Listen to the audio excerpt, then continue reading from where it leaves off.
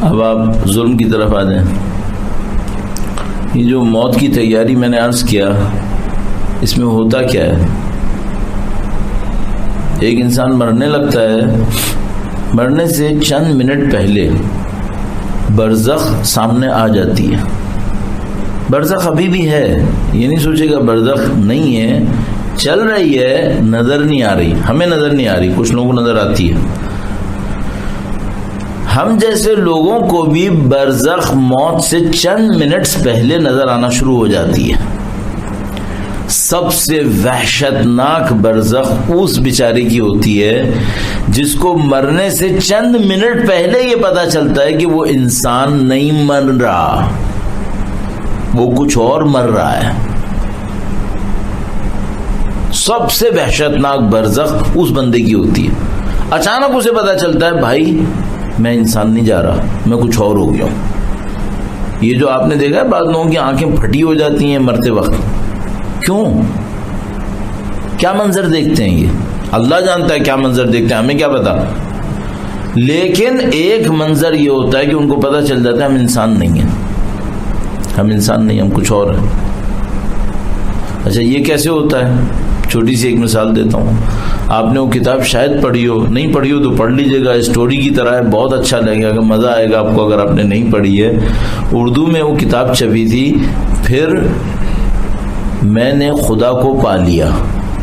پہلا ترجمہ چھپا تھا کئی سال پہلے، 10-12 سال پہلے، 15 سال پہلے. پھر اس نے خدا کو پا لیا، پھر بار اس کا ترجمہ کیا گیا، پھر میں نے خدا کو پا لیا. آیت اللہ رے شہری نے کتاب لکھی تھی، ایک سوانح حیات انہوں نے بنائی ہے، تقریباً بایوگرافی ایک عارف کی، رجب علی خیاط نام کر کے. ان کی بہت ہی اسٹوری ٹائپ کی ہے، نہیں پڑھی تو ضرور پڑھ لیجیے گا، بڑی اچھی کتاب ہے. اس کا انگلش میں بھی ٹرانسلیشن ہوا ہے، اور اس کا ذرا ورڈ مجھے یاد نہیں آ رہا کہ وہ کیا ہے. وہ آپ نیٹ کے اوپر تھوڑا سا سرچ کریں گے، آیت اللہ رے شہری اور بایوگرافی رجب علی خیاط، تو وہ آپ کو مل جائے گا. خیاط کہتے ہیں ویسے. اس میں انہوں نے ایک واقعہ لکھا ہے اپنے کسی شاگرد کا، ان کے کسی شاگرد کا. تو وہ ان کا کوئی شاگرد تھا، وہ بس میں بیٹھتا ہے، ایک دفعہ بس میں بیٹھتا ہے. جیسی بس میں بیٹھتا ہے تو وہ دیکھتا ہے کہ بس میں کچھ لوگ انسان ہیں، کچھ لوگ جانور ہیں. تو وہ حیران ہو جاتا ہے کہ کیا میں کس بس میں بیٹھ گیا ہوں، کیا ہو رہا ہے یہاں پہ. کچھ سیٹس پہ انسان بیٹھے ہیں اور کچھ جگہوں کے اوپر جانور بیٹھے ہوئے ہیں. تو وہ پریشان ہو جاتا ہے کہ میں کہاں پھنس گیا، اور پتہ نہیں کون سی طاقت ہے جو اس سے کہتی ہے نہیں تمہیں بس میں ہی بیٹھنا ہے، باہر نہیں نکل سکتے. تو وہ ایک جگہ پہ دیکھتا ہے، وہاں پہ ایک سیٹ کے اوپر ایک انسان بیٹھا ہوا تھا، تو اس کے برابر میں بیٹھ جاتا ہے اور پریشان ہو رہا ہوتا ہے، دیکھ رہا ہوتا ہے کون انسان ہے کون جانور ہے. تھوڑی دیر میں دیکھتا ہے جو انسان تھے ان میں سے بھی اکثر لوگ جانور بن گئے. اس کا دل پھٹنے لگتا ہے کہ میں کہاں پھنس گیا ہوں، خدا بچا لے مجھے، یہ کر لے وہ کر لے. اس کے بعد جیسی بس رکتی ہے کہیں پر، یہ فوراً باہر نکل جاتا ہے. باہر نکل جاتا ہے. شام کو اپنے استاد کے پاس آتے، وہ مغرب سے پہلے ملتے تھے اپنے شاگردوں سے. تو استاد کے پاس آتا ہے، گویا ان سے پوچھتا ہے کہ استاد یہ کیا مسئلہ تھا، یہ پتہ نہیں میں کہاں پھنس گیا تھا آج دوپہر. تو انہوں نے کہا کہ بیٹا تم نے اپنی برزخی آنکھوں سے کچھ دیکھ لیا، تم نے ایک سین دیکھ لیا آج. تو اس نے کہا کہ وہ تو چلو صحیح ہوا، مثلا ان میں سے کچھ لوگ انسان تھے کچھ جانور تھے، یہ میرے بیٹھنے کے بعد کیوں جانور بن گئے؟ معذرت کے ساتھ یہاں بیٹھ کے عرض کر رہا ہوں، تھوڑا برا لگے گا شاید آپ میں سے کسی کو. نے کہا کوئی لڑکی گزری تھی، یہ سب اس کو دیکھنے لگے تھے، تھوڑی دیر کے لیے جانور بن گئے تھے. یہ ظلم ہے، اس کو کہتے ہیں ظلم. جب انسان اللہ کے ٹریک سے اترتا ہے تو ظلم شروع ہو جاتا ہے، چاہے ترک اولا ہو، چاہے مکروہ، چاہے حرام ہو، ظلم شروع ہو گیا. اس ظلم کی طاقت بعض اوقات اتنی گندی ہوتی ہے کہ انسان کو اس کی شکل سے محروم کر دیتی ہے، انسان کو اس کے حلیے سے محروم کر دیتی ہے. انسان اپنے آپ سے جاتا ہے. یہ قرآن کریم نے لکھا ہے نسوا اللہ فانساہم انفسہم، انہوں نے اللہ کو بھلایا، اللہ نے ایسا کیا کہ یہ اپنے آپ کو بھلا بیٹھے. یہ اپنا آپ بلا بیٹھے، ان سے ان کا آپ چھین لیا، کہ ہم نے تم کو انسان بنا کے بھیجا تھا، وَلَقَدْ كَرَّمْنَا بَنِي آدم، یہ تم نے کیا کیا اپنے ساتھ؟ دیکھو ترک اولا پہ حضرت آدم جنت سے نکال دیے گئے، اور نعوذ باللہ میں حرام کروں تو کہاں جاؤں گا پھر؟ ربنا ظلمنا انفسنا، ہم نے ظلم کر دیا۔ اچھا اب اس کے مقابلے میں کیا ہے؟ امر ربی بالقسط، اے نبی کہہ دیجئے کہ میرے رب نے قسط کا حکم دیا ہے، عادل کا حکم، اعدلوا هو اقرب للتقوی، عادل کرو، یہ تقوی کے نزدیک ہے۔ اور تقوی کیا ہے؟ جو بھی تقوی اختیار کرے گا، عمل صالح کرے گا، کامیابی اس کے لیے۔ تقوی عمل صالح کامیابی اس کے لیے، اور تقوی کے لیے کیا چاہیے؟ عادل۔ عادل عادل کل عرض کیا تھا، عادل وہ انوائرمنٹ ہے جس کے اندر سارے کام انجام پاتے ہیں۔ نہیں ہوگا عادل، ظلم ہوگا، یہ انسان ممکن ہے جانور ہو جائے۔ اب بولو یہ جانور کیا ہے؟ میں نماز پڑھنے کے لیے کھڑا ہوا ہوں، تو ایک مثال میں عرض کرتا ہوں آپ کی خدمت میں، درود بھیجے گا محمد و آل محمد پر، صلی علی محمد آل محمد عجل فرجہ۔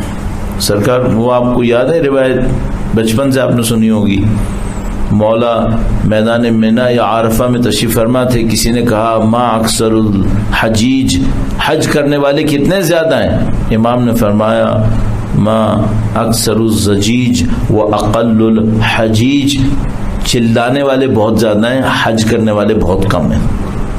چلانے والے یہاں بہت زیادہ ہیں، زجیج زجہ ہا ہو کرنے والے یہ بہت ہیں، اس میں حجیج حج کرنے والے بہت کم ہیں۔ اسے سمجھ میں نہیں آیا، راوی کو سمجھ میں نہیں آیا کہ امام نے کیا کہا، تو امام نے کچھ اشارہ کیا، جیسے ہی امام نے اشارہ کیا تو اب وہ جو آدمی پہلے نہیں دیکھ پاتا تھا وہ دیکھنے کے قابل ہو گیا۔ اس کو کہتے ہیں امامت کی نظر لطف۔ یہ جو میں کہتا ہوں نا درود پڑھیں امام کی نظر لطف لینے کے لیے، یہ نظر لطف ہے، یہ نظر لطف ہے۔ کیا ہے؟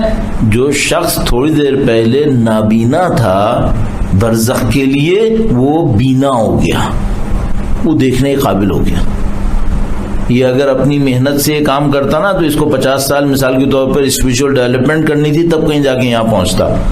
امام نے اشارہ کیا، الحمدللہ وہ نابینا آنکھوں والا ہو گیا، برزخ سے دیکھنے لگا، اس نے منظر دیکھا، اس نے کہا لا الہ الا اللہ، کہنے کا پورا میدان انواع و اقسام کے جانوروں سے بھرا ہوا تھا، اس میں کہیں کہیں انسان بھی تھے۔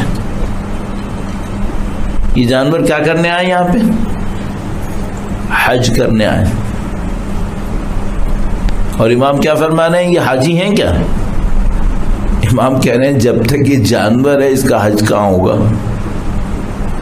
اس کو پہلا کام تو یہ کرنا چاہیے، پہلے تو اپنی حیات جانوری سے باہر آئے، پہلے انسان تو بنے۔ انسان حج کرتا ہے، انسان نماز پڑھتا ہے، انسان کام کرتا ہے، پہلے یہ تو بنے۔ تو بھئی آپ مجھ سے کہہ سکتے ہیں مولانا اب ہوگا کیا؟